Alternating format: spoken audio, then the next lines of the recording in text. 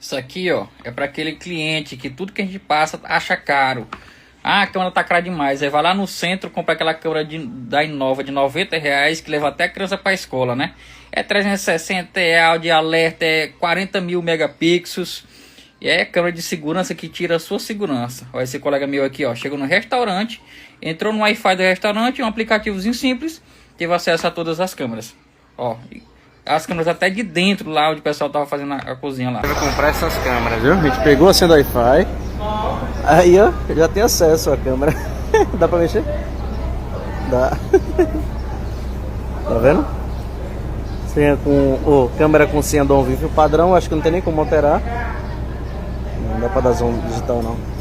Acho que eu zoom ali embaixo. Bora ver se a gente consegue acessar de fora agora aqui. Aí, ó. Acessando aquela câmera aí já. Só